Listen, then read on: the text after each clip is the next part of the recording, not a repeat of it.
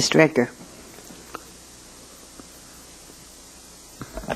Good morning, Chair Nichols and board members. Sean Edgar, I'm the director of Cleanfleets.net, and it's a treat for me to be in front of you again this month. I was in front of you last month on the issue of the fuel and technology assessment, and I had a very high praise for your staff for being attentive to the issue of renewable natural gas, and I stand by those remarks and just share with my colleagues that spoke previously. We want to flag the issue of heavy-duty trucks, and what I'd like to do is just ask you to put a very high priority on renewable natural gas projects as you deliberate on what to do with the GGRF money. And the reason I'll do that, in 2 minutes and 26 seconds, I'll take a little trip back to the future. Tying into your priority discussion on the first item today, Supervisor Joya was concerned about coordination between agencies, and your executive officer replied about guidance.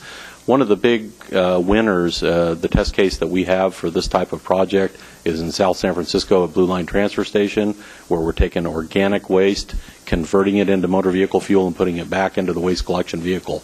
That's the test case or poster project for the RNG type of project I'm talking about. That project, in terms of guidance and the trifecta, Executive Officer Corey was talking about trying to hit multiple targets, and one of the big targets on waste reduction, as your staff noted when we were looking at the pie chart on what the greenhouse gas emissions are, waste reduction delivers tremendous benefits. So these are carbon negative projects, and when I say carbon negative, I mean it's a net benefit to the environment because the consuming of the waste resources of fuel completes the recycling loop and is a tremendous benefit and is carbon negative today. I know you have great targets for carbon negative in the future. These projects are carbon negative today. Supervisor Cerna asked about environmental justice and part of your priorities.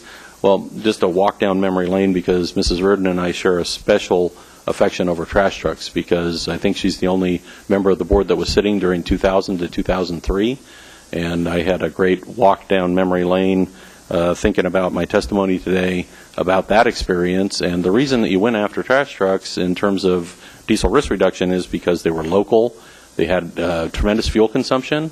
So high fuel consumption, local communities, a lot of EJ issues there, and that was part of the reason or rationale the board used to work on trash trucks. And this is exactly the poster child for RNG to take what we've already good diesel risk reduction we've done on trash trucks, take it to the next level with RNG.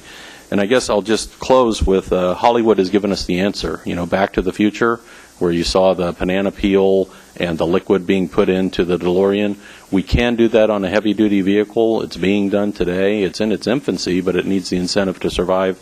And I'm always appreciative on your staff's open ear and your board's consideration of my testimony as well as the other colleagues, just to put it as high on the priority list because of the great bang for the buck that it delivers. Thank you. Okay, thanks. Mr. Corey, just briefly, or Mr. Ayala, what's the timing for the AQIP funding plan coming to the board? And can you just elaborate for us what exactly is the problem, the issue? the lack of a flux capacitor. I thought it was the fuel cell in the DeLorean. That was a fuel cell, not a. All right, a few points. I think I can cover this, and if we need, I can have Alberto add. But the timing, Chairman, is the 15-16 AQIP plan will come to the board in June. So we have several months to continue to develop that plan. But there's a few points embedded in the comments that were made, and I want to touch on them. So one is the benefits of renewable natural gas with respect to GHG benefits, and we would actually strongly support that. And in fact, if we look at the AQIP plan, to the extent that we can incentivize the use of renewables, we want to do that, so even have a stronger signal. But there was also a comment about the need for cleaner technologies, cleaner, reductions in emissions, and what that is really referring to is NOx. Mm-hmm. And under AQIP, what we want to encourage are lower NOx emissions, not status quo certification to 0.2 grams per big horsepower hour. We're looking for technologies that are certified to lower limits, the voluntary, the 0.01 or even down to 0.1 or even down to 0.02, and are looking how can we encourage the engines, the technologies to be certified at those lower levels, and open that opportunity to fund under AQIP. So fundamentally, as we look at the AQIP funding, we're looking at opportunities for further emission reductions and further emission reductions for both NOx and GHGs. I thought, I know this isn't a hearing and we're not making any decisions or even giving directions at this point because this isn't an agenda item, but I was a little concerned about the comment about localized greenhouse gas emissions reductions in environmental justice communities or impacted communities, because those are communities that are impacted by conventional air pollution, and they should be the focus of our attention for things that have multiple benefits.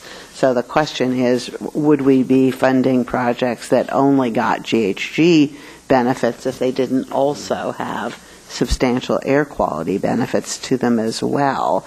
And the information that we were presented on the just now on where we stand with respect to meeting air quality standards suggests that NOx control has to continue to be front and center for our concerns.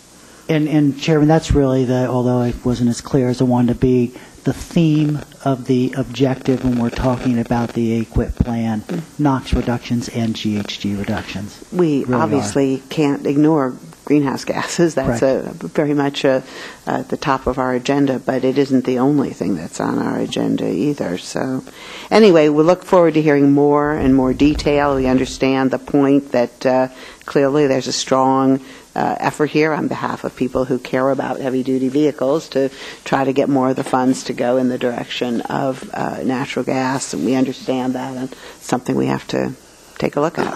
So, okay.